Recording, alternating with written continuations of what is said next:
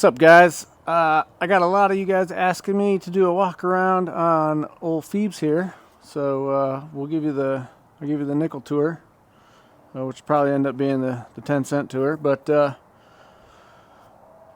this is Phoebes.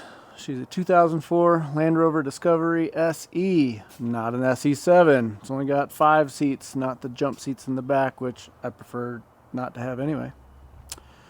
So how did I get this? It all started 4 years ago, maybe 5 years ago now. 5 years ago now, my buddy was like, hey, my friend's mom's getting rid of her Land Rover. It was a cheap vehicle. I think I paid $2,200 for it, and it didn't look like this. When I got it, this whole sill was gone, and this was all rotten out of here, all of this. So this seal wasn't here, this piece of plastic wasn't here, and it was just, you could see right through. So that was one of the issues. And I think it was originally missing this one piece of trim right here, but it had a stock bumper on it, which it doesn't anymore. But what else? I think it just had high mileage. She was retiring as a school teacher, so she really didn't need it anymore. So I was like, sure, I'll go buy that. So I bought it. And she remained in stock form for about maybe a month. So then we started looking around. The first thing we had gotten on it was a 2-inch lift, and it was on stock tires. I just got it a little taller, and then I decided I was going to yank off all these bumpers. We were going to build some bumpers. I actually think the rear bumper was my first build, because I think it was pretty whooped when I got it. So the stock plastic rear bumper was pretty shattered and stuff when I got it. So I built the rear bumper just out of some plate, threw it on there. Front bumper, little bit different story. I had acquired a Warren 9.5 XPS winch, which is in there, and I didn't like the frame horns. So what I ended up doing is just going and getting some 2-inch receiver tube. So I put some receiver tube. It actually goes all the way back here, and it's drilled in from the bottom and spot welded in a bunch of spots, the 2 pieces of tube. One on this side, one on that side. And then at the time I had access to a water jet. So I jetted out these receivers that go all the way in. You can actually put another bolt in there, I just haven't yet. So there's 2 bolts that hold this whole bumper in, and I have never finished it. I basically just built it just so I could have the winch in there. And then I welded a plate across the bottom of the chassis and bolted in that winch there. So that's my 9.5. And because I wanted easy access and I shoved it inside, I made this come off. So there she is, the 9.5 XP. She didn't have AC until just recently, as you saw in the last videos. Because shortly after I got it, the AC decided to split a line over here or something like that. So then I ended up just taking all of the AC out. And since then, we have removed a lot of other things and added some other stuff. So recently we deleted the ABS. I know a lot of guys are like, oh, don't delete the ABS, then you don't have hill assist and traction control and all that other cool stuff. But I have lockers, which I put lockers in this year and a half ago, 2 years ago? I think almost 2 years ago now. So now we have lockers, so I don't really need the ABS to make me have 4-wheel drive.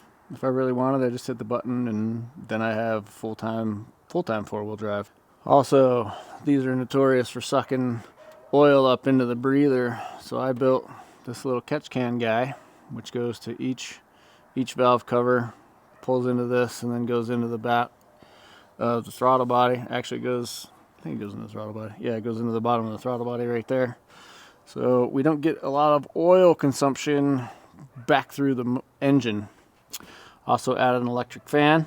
So we have an electric fan and a homemade fan shroud that I put in here.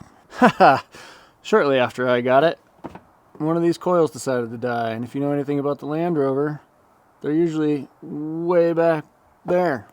So that was the first thing I did, is relocated them out here, and then I just make my own spark plugs with like a build-it-yourself kit. So I have that. I've also redone all the power cables. I had to get rid of the secondary air, so all that stuff is gone. I do have headers. These are the Headman headers for the 3.5 for like a car.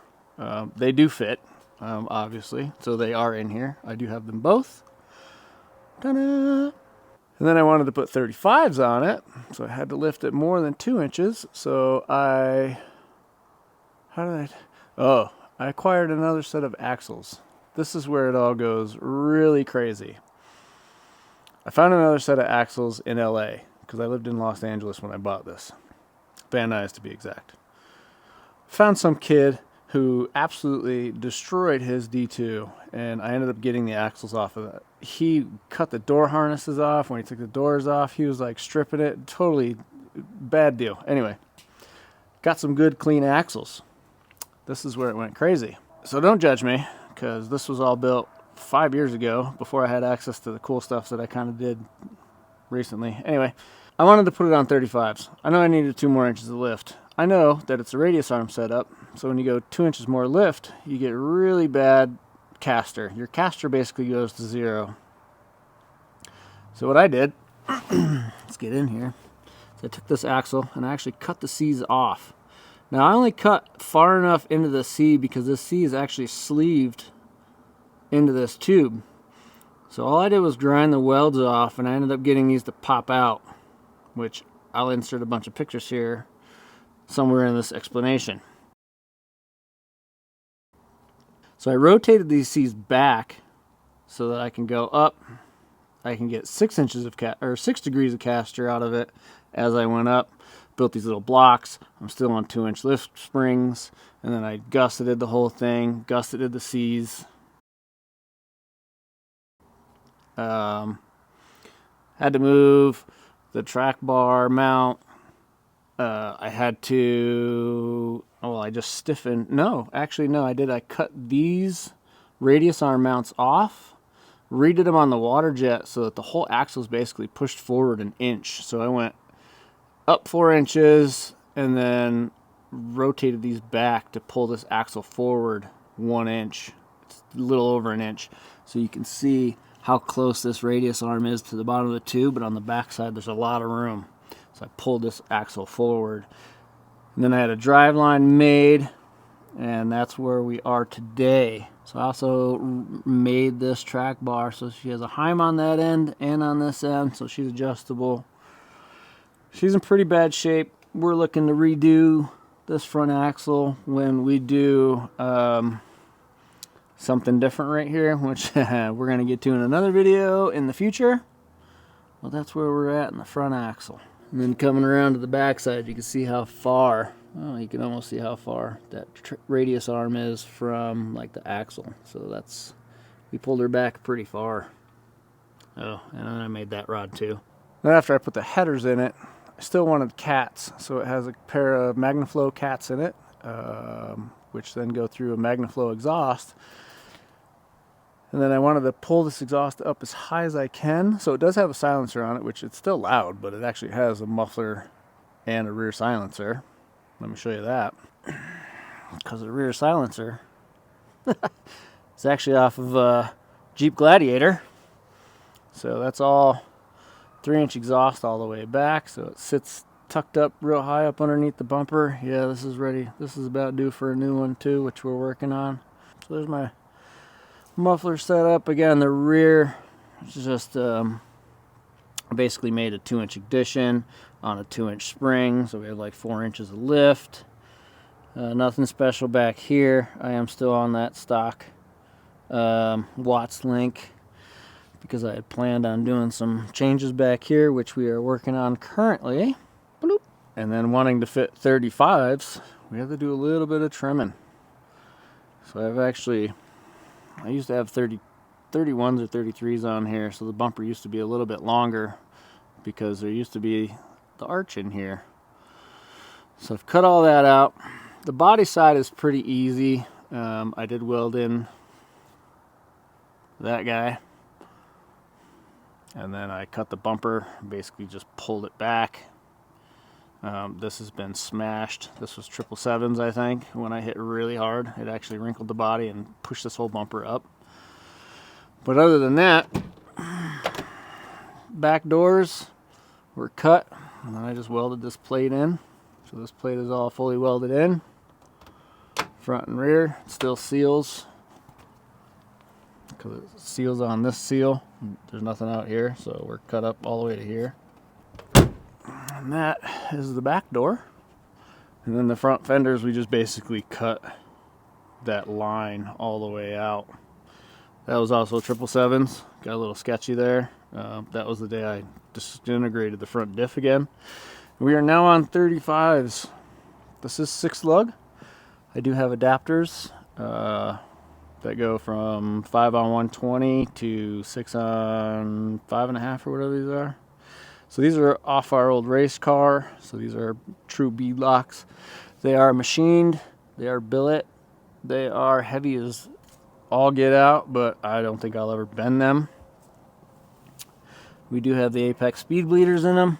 If you don't know about these, look them up. These things are absolutely awesome. It makes it so that you can pull this valve down for a very fast deflate. So these things are pretty sweet. Speaking of deflating, if you come back here, there's this cool little box that I made. So I cut the whole back out and I built this little box. That is my onboard air, because you come into here, there's a 5-gallon tank and there's twin bi-air compressors that are linked to this outside air pocket.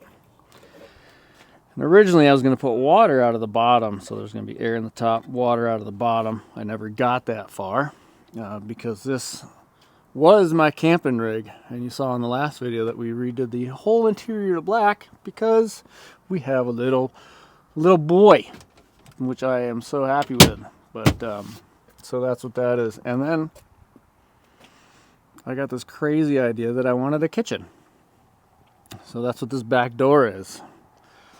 I ended up building this. This was all stainless, and I basically just built this pocket. And then I went through and finished cutting the inside out. So you can see there's the cutout, which I haven't finished this yet either. We are actually in the middle of redesigning this. And I had a dual burner mounted to this that fits in there. That's actually the coffee maker for it. My jet boil. It was a base camp. It was the jet boil base camp used to sit in here, and I had it screwed right into here. All I had to do was move.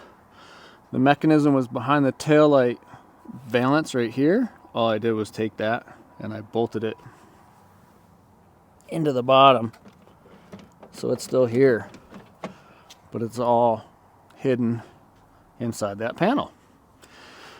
And this was my camping kitchen for the longest time. It springs over on an air shock, so as it gets to there, it closes itself.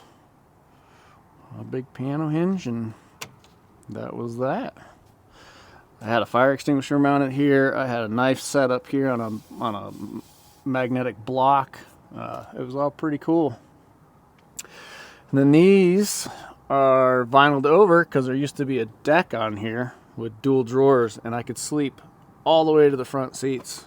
Used to be pretty cool. I don't know if I have any pictures. If I do, I'll insert them here. Because it was a camping rig, when I had done that headliner, the whole roof is done in that bubble wrap heat stuff. It actually works. It keeps the inside temperatures in the roof down pretty much. So that's my Phoebes walk around. Stock 4.6, nothing special. Oh yeah, and as far as the front bumper, on a stock truck, the window reservoir and all that stuff sits right down here, so it's open when you get rid of it. So what do you do with it? A lot of guys use a D1. The D1 actually, reservoir tank bolts up over there in the corner somewhere. If you don't have one of those, you can get one of these off Amazon. Very easy. I just took the 2 wires, extended them from down there, plugged them into that. There's my window. So I still have my window squirters. Old Phoebes here. she got some high mileage, and I've overheated it quite a few times to where I totally thought for sure I blew a head gasket at least once or 4 times, and I still haven't. But with that being said, I do have this guy right here. So I spent like 2 years rebuilding this 4.6. This is a stock Land Rover 4.6. Not so stock anymore. As you can see, she's converted to LS coils. I'm going to have probably a write-up on that. It does have a very large cam in it, the largest cam I could find. Because it's got a large cam in it, these are really big injectors for what it is. I do have the whole thing. It's been built out. I have redone the entire wiring harness to an ECU. She has been hot rodded out a little bit. The valve covers have been gone through.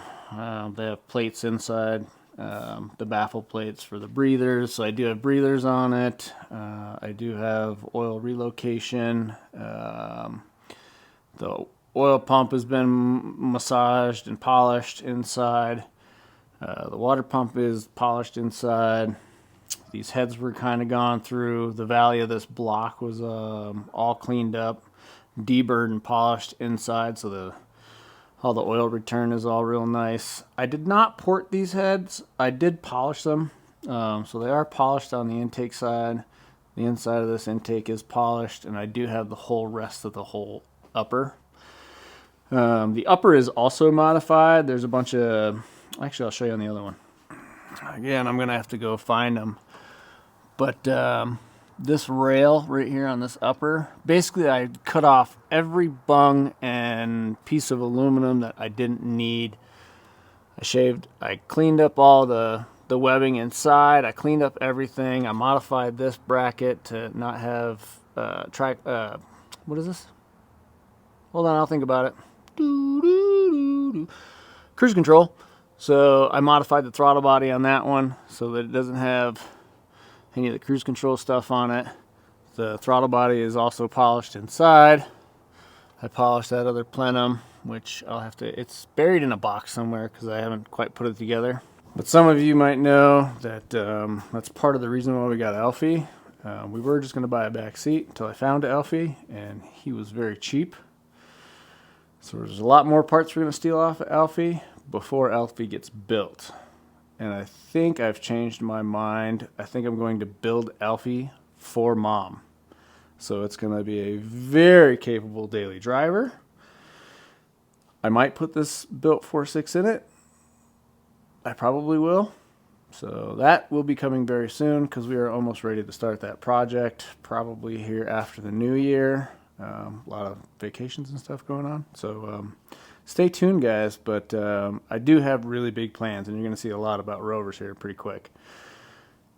That's all I got for today. Thanks for watching. It's very cold and dark out now. So we'll see you soon. Thanks, guys. Bye.